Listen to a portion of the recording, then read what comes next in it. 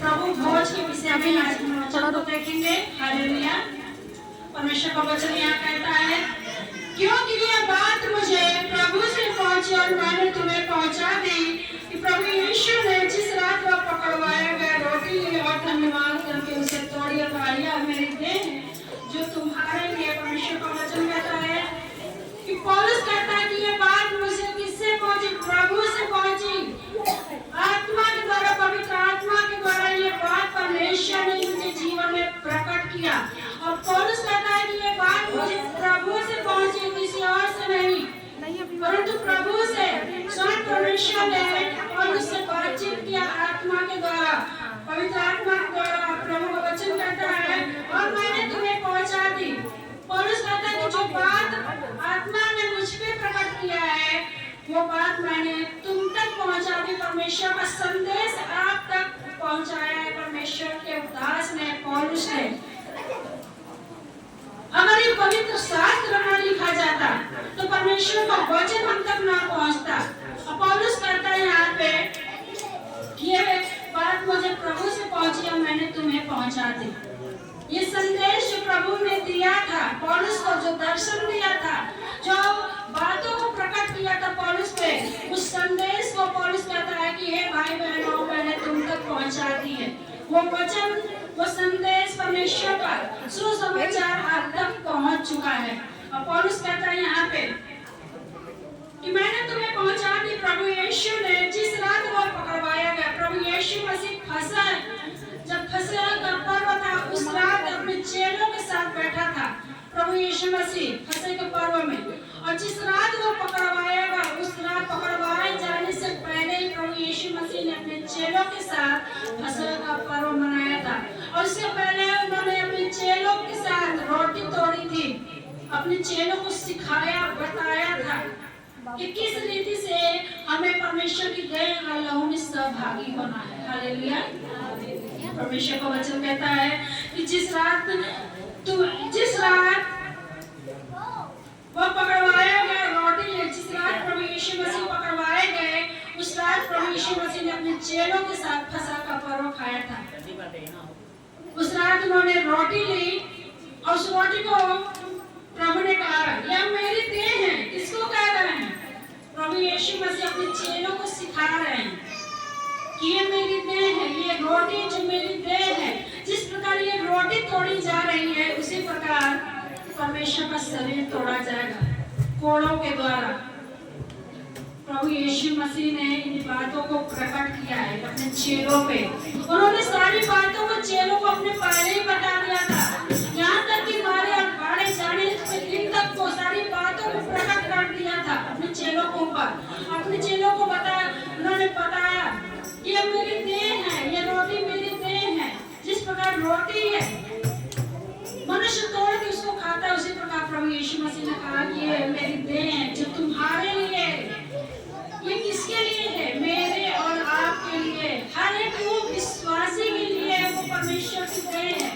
हर एक विश्वासी के लिए, केवल मेरे या भुजा के लिए या यहाँ के बैठे विश्वासियों के लिए नहीं है। जिन्होंने प्रभु यीशु मसीह पे विश्वास कर लिया है, जिन्होंने भी विश्वास कर लिया है, यह हमारे पास्टर जी के लिए नहीं है, केवल जिन्होंने भी, चाहे वो छोटा हो, बड़ा हो, बुजुर्ग हो, जिन्होंने भी प्रभु यीशु मसीह पे विश्वास कर लिया है, ये परमेश्वर की देह उन सब के लिए तोड़ी गई है। उन सभी के लिए, किसी एक दो के लिए नहीं, परंतु पूरे जगत के लिए तोड़ी गई है कि जो प्रभु यीशु मसीह पे विश्वास करेगा वो प्रभु के लहू के द्वारा छुड़ाया हुआ व्यक्ति है। और परमेश्वर का वचन कहता है यहाँ पे, धन्यवाद करके तोड़ी और कहा यह मेरी देह है। परमेश्वर ने धन्यवाद किया, प्रभु यीशु मसीह ने अपने पिता का धन्यवाद किया। तो हमारा भी कर्तव्य बनता है कि हम हर दिन अपने परमेश्वर का धन्यवाद करें। हर दिन यदि हमारी सांस भी चल रही है तो पूरा का धन्यवाद करें। परमेश्वर आज आपने हमें जिंदों की जमीन पर रखा, आज हमें सुरक्षित रखा, आज हमें दिन दिखाया, आज हम भले चंगे हैं। हर एक बातों के लिए भी धन्यवाद करना है। जैसा प्रभु यीशु मसीह ने हमको सिखाया है। वो हर एक बातों में परमेश्वर का धन्यवाद करते थे, हमें भी करना है परमेश्वर का धन्यवाद। और प्रभु का वचन कहता है प्रभु यीशु मसीह ने अपने पिता का धन्यवाद किया। और यहाँ पे वचन में लिखा है धन्यवाद करके उसे तोड़ी और कहा यह मेरी देह है जो तुम्हारे लिए है, मेरे स्मरण के लिए यही किया करो। परमेश्वर का वचन बताता है कि यह मेरी देह है और मेरे स्मरण के लिए यही किया करो। हमें परमेश्वर को, परमेश्वर के पुत्र को स्मरण करते हुए हम इस दाख रस और रोटी में शामिल हों।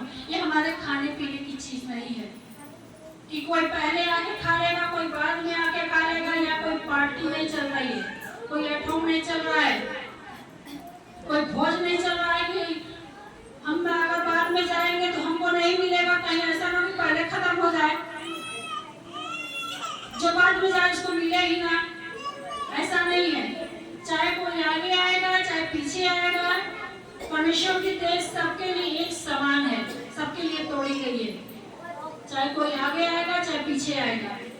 परमेश्वर का वचन यहाँ कहता है मेरे स्मरण के लिए, मेरे बलिदान को स्मरण करते हुए, मेरे उस क्रूस की कथा को स्मरण करते हुए तुम यही किया करो। परमेश्वर स्पष्ट कह रहा है यहाँ पे कि मेरे उस महान बलिदान के लिए जब इस रोटी और इस कटोरे में सहभागी होते हो तो इस रोटी को तोड़ते हुए परमेश्वर की देह को स्मरण करो कि ये रोटी नहीं परंतु परमेश्वर की देह है जो हमारे लिए तोड़ी गई है, हमारे लिए लहू बहाया गया है।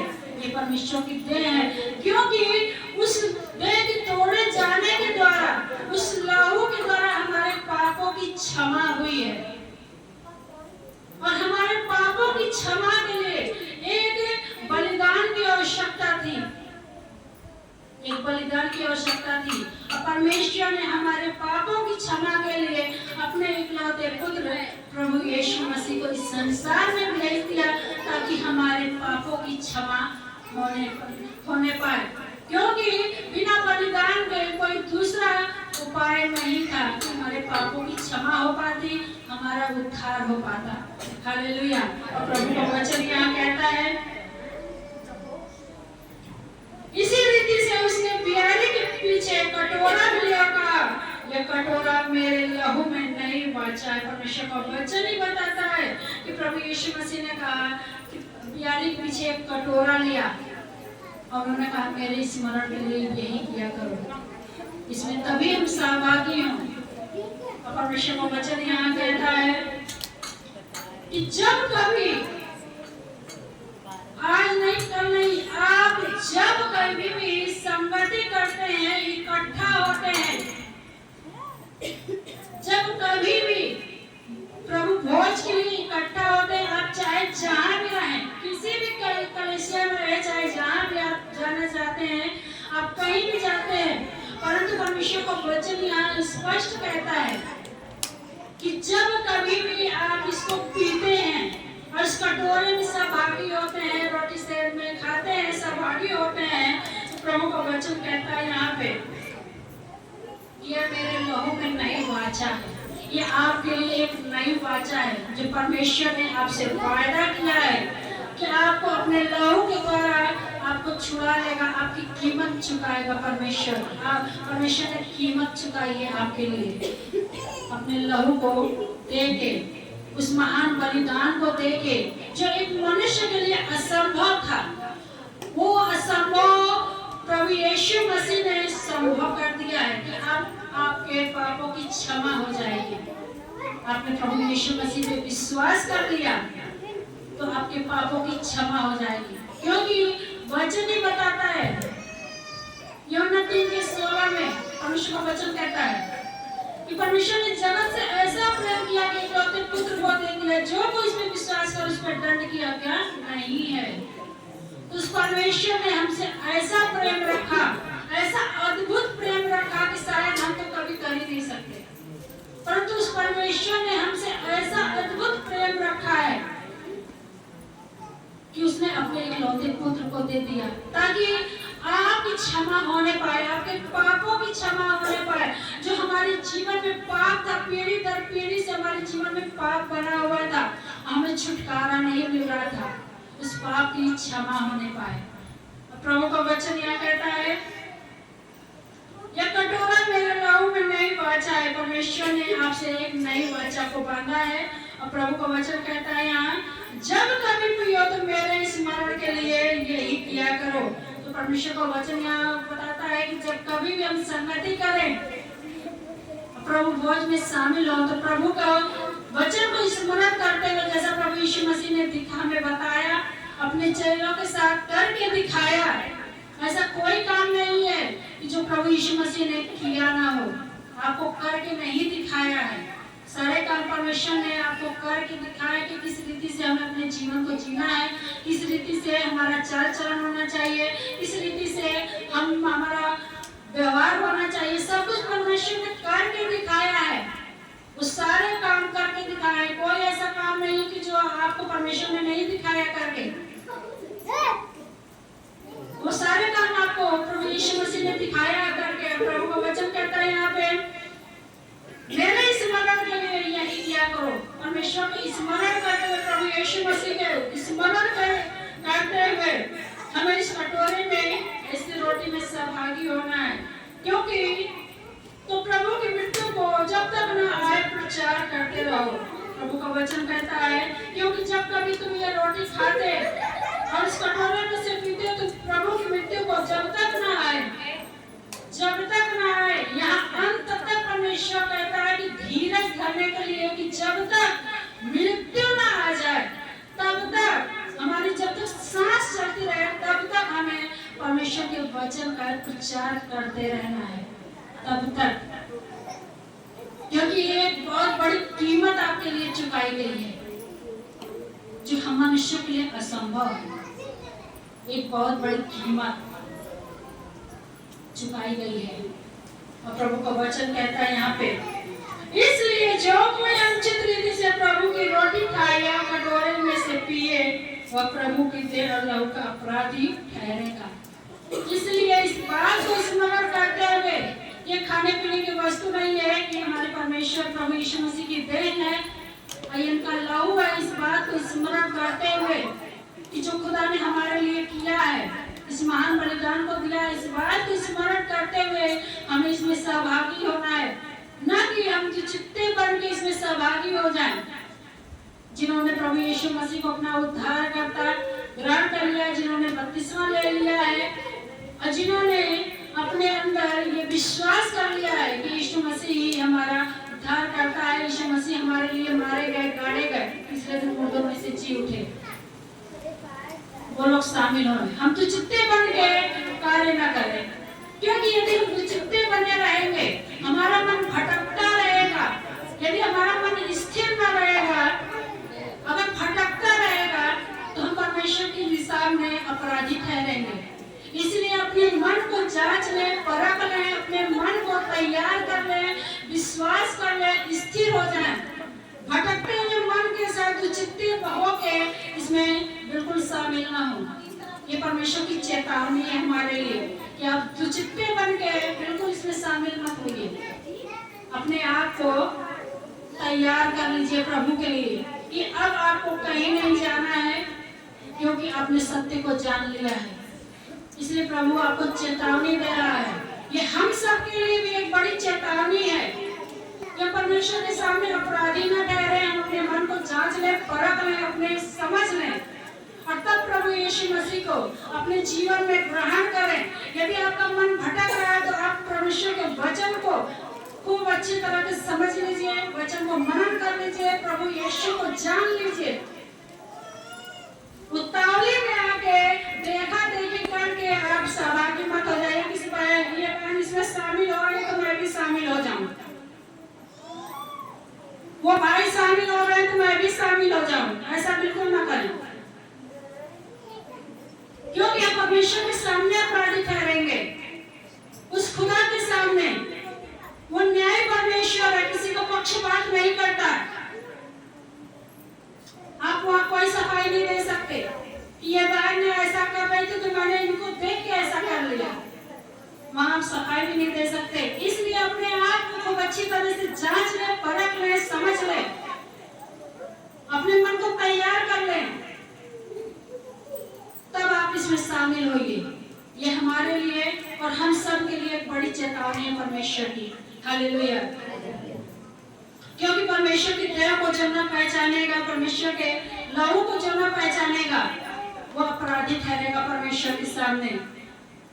इसी रीति से इस रोटी में से खाए और इस कटोरे में से पिए। परमेश्वर का वचन कहता है कि इसलिए मनुष्य अपने आप को जांच ले, परख ले और इसी रीति से इस कटोरे में से खाए और इस कटोरे में से पिए। क्योंकि जो खाते पीते समय प्रभु को देव को न पहचाने, वह इस खाने और पीने से अपने ऊपर दंड लाता है। यहाँ परमेश्वर स्पष्ट कर रहा है परमेश्वर में से कि जो खाते पीते समय मेरे देह को नहीं पहचाने, खाने पीने की वस्तु समझ के इसको खा ले, वो परमेश्वर के सम्मुख अपराधी ठहरेगा, वो दंड के योग्य ठहरेगा। और परमेश्वर इसी कारण ताड़ना भी करता है। वो क्या करता है? वो अपने ही ऊपर, मनुष्य अपने ही ऊपर दंड लेके आता है। वो परमेश्वर की नजर में अपराधी ठहरता है। हम संसार की नजर में भले ही सही हो, मगर हमें संसार की नहीं परंतु परमेश्वर की दृष्टि में हमें सही बनना है। संसार हमें क्या समझता है, हमको उससे मतलब नहीं। खुदा की दृष्टि में हम सही रहें, खुदा के वचन के अनुसार हम अपने जीवन को जिए, परमेश्वर की दया को पहचाने, परमेश्वर के लहू को पहचाने। और प्रभु कहता है यहाँ पे, यदि हम ऐसा नहीं करते तो अपने ही ऊपर, अपने ही गलतियों के कारण हम अपने जीवन में दुख, तकलीफ, समस्या लेके आते हैं और परमेश्वर हमारी ताड़ना करता है। आज बहुत सारे लोग सो भी गए हैं क्योंकि वो उनका जीवन वो कहने के लिए केवल मसीह है, केवल नामधारी मसीह है। तो हमें नामधारी मसीह नहीं बनना है। हम परमेश्वर के पीछे आत्मा सच्चाई से चलने वाले लोग बने। जैसा यहोशू ने कहा, परमेश्वर ने कहा यहोशू से कि तुम आज चुन लो कि किसकी सेवा तुम करना चाहते हो। तो परमेश्वर ने आपके सामने ऑप्शन भी रख दिया है कि आप किसकी सेवा करना चाहते हैं। यदि आपकी इच्छा है, परमेश्वर ने अपने चेलों से भी कहा, प्रभु यीशु मसीह ने कि यदि तुम लौट जाना चाहते हो तो लौट जाओ। परंतु चेलों ने कहा, क्योंकि उन्होंने प्रभु यीशु मसीह को पहचान लिया था कि यही उद्धार करता है, यही परमेश्वर है जिनके द्वारा हमारा उद्धार हो सकता है। और चेलों ने कहा कि हे प्रभु, अनंत जीवन की बातें तो तेरे ही पास है, उद्धार तो तेरे ही पास है, फिर हम कहाँ जाए। यहोशू से परमेश्वर ने कहा, तुम्हारे सामने ऑप्शन है, तुम किसकी सेवा करना चाहते हो, आज चुन लो। तो परमेश्वर ने आपके सामने ऑप्शन रखा है कि आज आप चुन लीजिए कि आप किसकी सेवा करना चाहते हैं। प्रभु की सेवा करना चाहते हैं या संसार के हाकिम की सेवा करना चाहते हैं, किसकी सेवा करना चाहते हैं। परमेश्वर ने आपके सामने ऑप्शन रखा है। अब आपको तय करना है ये कि आप किसकी सेवा करना चाहते हैं। यहोशू ने कहा कि मैं और मेरा घराना तेरी ही सेवा करेंगे। तो हमें निर्णय लेना है कि मैं और मेरा घराना प्रभु तेरी ही सेवा करेंगे, हम तेरे पीछे चलेंगे। Hallelujah, hallelujah. प्रभु का वचन कहता है यहाँ पे, और जो नहीं पहचानते हैं तो उनके जीवन में समस्या बनी रहती है। प्रभु कहता है, मैं उनकी ताड़ना करता हूँ समस्याओं को देके, तकलीफों को देके, ताकि जब न्याय का समय आए तो संसार के साथ दोषी न ठहराए जाए। इसी कारण बहुत से निर्बल हैं, रोगी हैं, सो भी गए हैं, बिना उनका छुटकारा हुए हैं। वो बहुत सारे लोग इस संसार से चले भी गए हैं, उनका छुटकारा नहीं हुआ क्योंकि उन्होंने अपने मन को तैयार नहीं किया, अपने मन को जांचा नहीं, परखा नहीं। इसी कारण बहुत से निर्बल रोगी हैं और बहुत सारे सो भी गए हैं। यदि वो अपने आप को जांच लेते, परख लेते, अपने मन को तैयार कर लेते प्रभु के पीछे चलने के लिए, तो उन पे दंड की आज्ञा ना होती। ये प्रभु का वचन ही कहता है। अब उनके अज्ञानता के कारण हमें हमारे जीवन में तकलीफ क्यों आती है, दुख क्यों आता है? क्योंकि हम परमेश्वर के वचन को सही तरीके से फॉलो नहीं करते,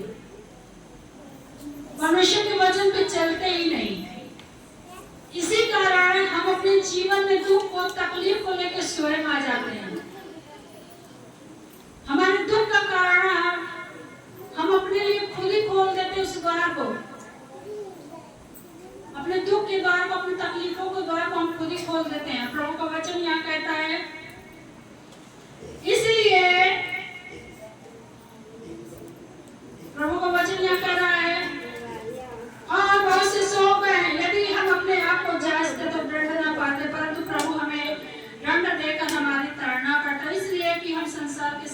दोषी न ठहरे।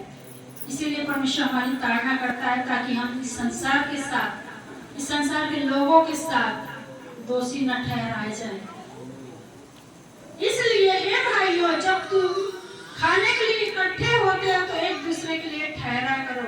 प्रभु यहाँ कह रहा है, इसलिए हे भाइयों, अपने लोगों से परमेश्वर कह रहा है कि हे मेरे प्रिय लोगों, हे भाइयों, हे बहनों, इसलिए जब कभी भी तुम इकट्ठा होते हो, जब कहीं भी आप लोग इकट्ठा होते हैं, कहीं भी आप कलीसिया में जाते हैं, किसी भी कलीसिया में जाते हैं, यदि वहाँ प्रभु भोज हो रहा है, तो जब कभी भी आप इसमें शामिल होते हैं तो अपने आप को पहले जांच ले, परख ले अच्छी तरह से, अपने मन को तैयार कर ले। और यदि किसी के लिए आपके मन में कोई विरोध है तो तुरंत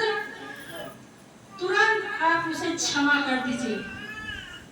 एक बोझ के साथ आप इसमें शामिल मत होइए, आप उसे तुरंत वहां पर क्षमा कर दीजिए और अपने मन को तैयार करिए और एक दूसरे के लिए रुका करिए कि हम सब एक साथ एक मन होके इस प्रभु भोज में शामिल होने पाए।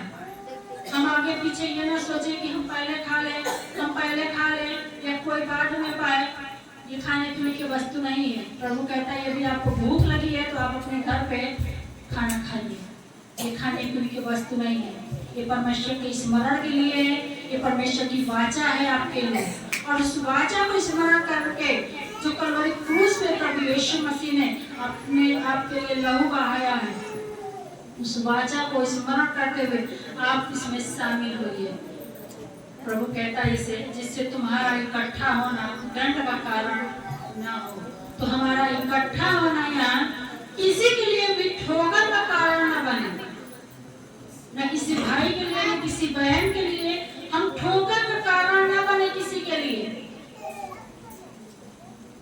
ये वचन ही बता रहा है। तो हम किसी के लिए दंड का कारण ना बने, किसी के ठोकर का कारण ना बने। तो परमेश्वर इस वचन के द्वारा आप सभी लोगों को आशीष दे और हम सभी एक मन होकर, एक चित्त होकर इस लहू में, इस रोटी में सहभागी हों। ये परमेश्वर को स्मरण करते हुए, इसके महान बलिदान को स्मरण करते हुए हम इसमें शामिल हों।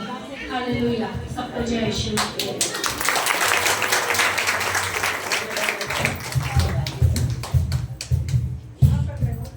दाख रोटी के लिए प्रभु के दास प्रार्थना करेंगे।